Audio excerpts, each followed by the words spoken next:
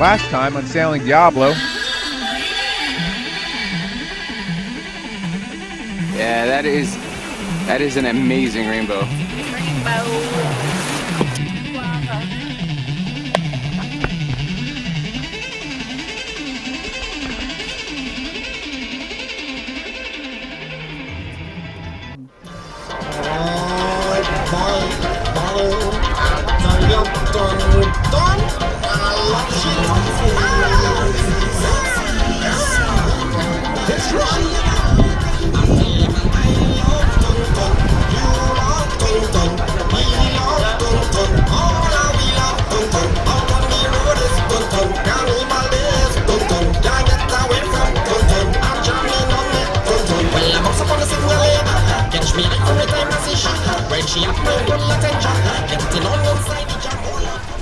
So today we're finally leaving Beckway. We were down in Beckway for almost 2 weeks, I think, a week and a half, because we had a bimini and connector piece made.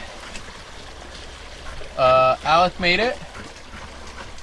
Very economical. It was like, what, 400 US?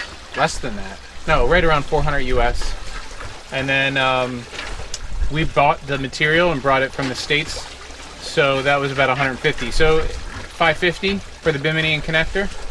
So today we're sailing to Mairu and the Tobago Cays, and it's the lightest wind day that we've had to sail in since on our crossing from the US to St. Martin. We've had like 5 to 7 knots, 8 knots of wind today, and we did some motor sailing, but we're sailing now. Kids just got out their Kindles, the bane of our existence on the boat. Seems like that's all they want to do is play Kindle. No. We wanted to go to the turtle sanctuary.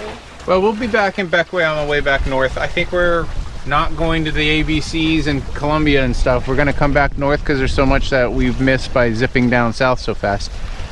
That's Canawan. Canawan, I don't know how you say it. I don't know if the GoPro shows the Mairu in the distance, and I think that sharp peak is Union Island, way out there. And it's been a very pleasant sail. We left at about 9:30 in the morning. It's only 25 miles, so gave ourselves plenty of time, knowing that the wind was going to be light today. And it's been good. The only thing is, I broke a tooth, chipped a tooth yesterday on a guava, or Goyava. Goyava, I guess is how the locals say it. And my finger's getting better. That's good. Yeah, your finger's getting better. That we hurt on the way over to Friendship Bay on the south side of Beckway. Yeah, it's been very pleasant today. No seasickness. Julia did actually take one of her seasickness pills this morning, but probably didn't need it. Julia, how did you feel today? Did you get drowsy on it? A little, but I didn't actually fall asleep. Yeah, it's not like Dramamine, is it? That really makes you tired. Or, you know, you took it before and fell asleep, and we think maybe it's just your body's reaction to getting seasick is to fall asleep. But she kind of trained her body to do that. She took that stuff. I keep calling it sturgeon, like the fish, but it's something slightly different than that. The name over the counter everywhere down here, but not in the U.S. So yeah, so don't sweat buying seasickness pills in the U.S. I would just get enough to get down to the islands, and then get your seasickness pills down here. They're better. The over-the-counter stuff is better than what you can get in the U.S. So, all right, we'll show you Mairu and the Tobago Cays.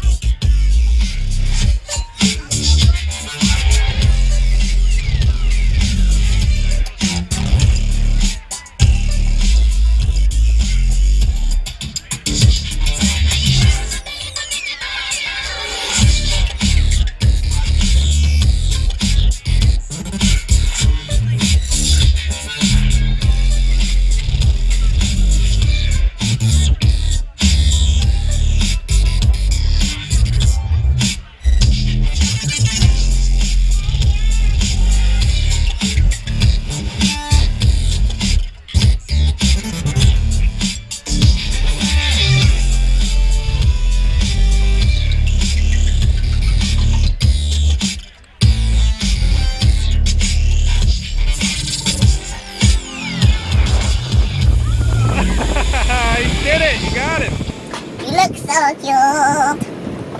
When you eat a breadfruit.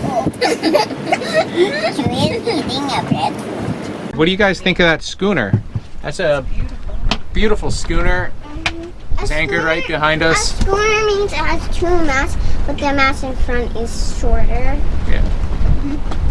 So we are anchored in Frigate Bay on Union Island, or behind Frigate Island. I don't know if it's called Frigate Bay, but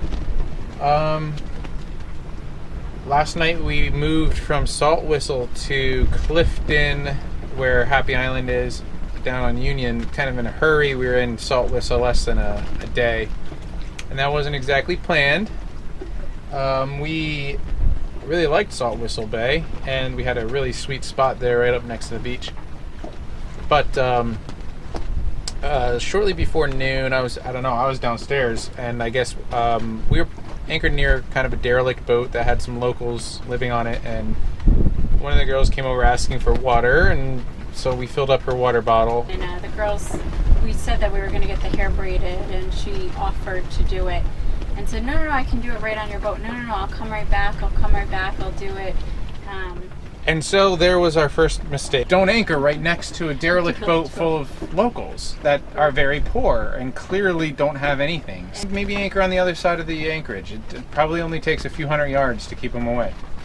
Then the next mistake, of course, was allowing the girl onto the boat to do braids, which never let somebody on the boat that's local unless you know them for a reason. I mean, like, we had our bimini made, of course, the sailmaker guy, Alec, came onto our boat to pattern it and stuff, so that's fine. Then we did not negotiate price with her, and she had, you can see some of the braids in Avery's hair. They're not special cornrows or anything, they're just plain braids.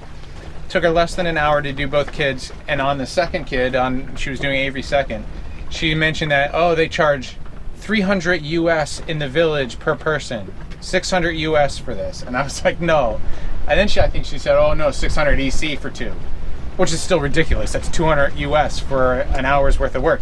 We let her down below in our boat. Another huge mistake. Yeah. So she asked to go below. We should have said no. She went down below. She made herself comfortable sitting down in her salon, even though I kind of was like, oh, I'm going back up. Come on, it's really hot down here. She's like, no, I'm staying down here. And it was, she was kind of squatting. It was very uncomfortable. She asked for juice or a beer, and so she just was making. Right, I offered her water. And she said no, juice or beer.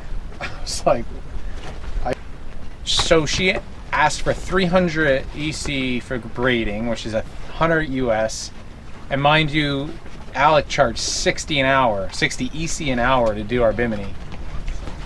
We overpaid, we got screwed. We ended up giving her 120, talking her down from 300. I just wanted her off my boat. But we, after that, didn't feel comfortable in Salt Whistle Bay anymore. She knew what we had. Anyway, so we hit the road pretty much right after she left our boat. Yeah, I think the part that made us so uncomfortable was it felt like, because they had seen some of the stuff that we had on board, it was almost like it was like a boat full of like a bunch of like, you know, preteens, teenage boys, and this drunk man, and she was on that boat too, and you know, they were like, and her mom. They would sell everything. They were like selling these puppies. They would sell like anything. She would say, oh, do you need this? I'll sell it to you. Oh, you know, she kept asking, do you have extra clothes? Do you know anyone who wants to adopt kids? And yeah, it was very shady. The whole situation was very shady. She was trying to get questions. She was trying to get a lot of information. She was trying to trade us a tablet for a laptop, which she probably stole, and she just can't get into the pen. And when she was down below, she was asking about. We had a PLB. She's like. Yeah, we have a personal locator beacon hanging up in the nav station. She goes, what is that? Is that a camera? And I explained, no, it's PLB. Like, if you fall overboard, it notifies the Coast Guard. And then we have a couple lights, with strobe lights that clip on your life jacket, you know, for man overboard. And she's like, what are those? What are those? And I turned them on. I'm like, they're basically just flashlights. And you know, she was very curious and nosy down below about everything. So it felt like we were she was like making our boat, and she was figuring out where everything of value was, Well, and she listen, was going to tell people. I mean, we're giving her a bad rap. She Yeah. didn't steal anything. We were the idiots that allowed her onto the boat and overpaid. So it's water under the bridge. We didn't feel comfortable. Maybe that's our Yeah. fault. It is our fault for putting ourselves in that situation. But learn from our lesson. Don't just have a local come onto your boat. You don't know them. This is your home, you know. But you guys got your braids. We'll probably What's left? Julia already took hers out. we'll probably get more braids. It was They're just really And well, yesterday we stopped at Palm Island, which was really nice. They're doing construction there. It's just a resort. That's safe because it's just a resort. Yeah. But they're doing construction, so the main anchorage is not where we went. We actually anchored around the west side of it, right off the reef, which shelves really quick. Like, we dropped our anchor in 20 feet, and by the time we fell back on our chain, we were in 50-something feet. So it's not a place that I would want to spend much time, because if you drag, you're going to end up on the rocks in Union. So we went over to the far side of the rocks on Union, where Happy Island, and in Clifton. we went there. Big turtle in the water over there. We went there. It's very nice there. It's calm. There's good wind because it's just a reef that's blocking the waves. No trees, and You can snorkel right off your boat, and there's a lot to see. Oh, there's tons of Avery and I went fish and- snorkeling, and Zach and Julia were cleaning the They boat. cleaned the bottom. Of the boat. To see a lot bigger fish than I've seen in on the most reefs here. Yeah. Most reefs you find These are fish that are only a big few fish. inches, and Yeah, these are ones these you are can like really edible eat. size fish. Yeah, they're big, and they're friendly. Here we are in Frigate. So we spent a night here. It's Friday now. By Sunday, it's supposed to be nice again. We'll head up to the Tobago Cays.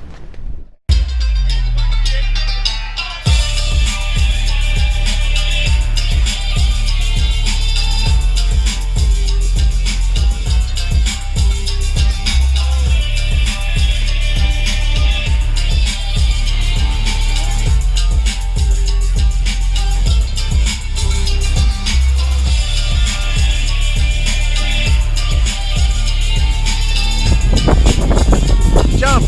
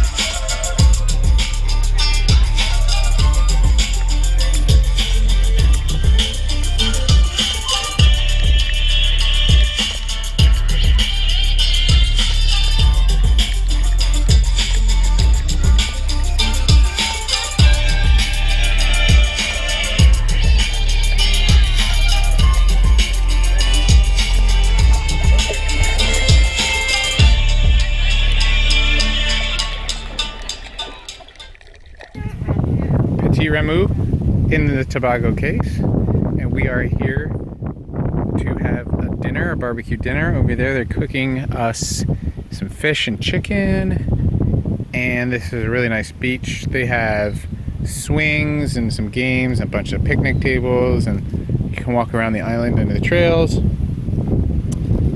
We're just gonna chill for a little bit and then eat dinner and have a nice night. It's gonna be the sunset soon. We'll enjoy the sunset dinner on the beach. Pretty swanky, huh?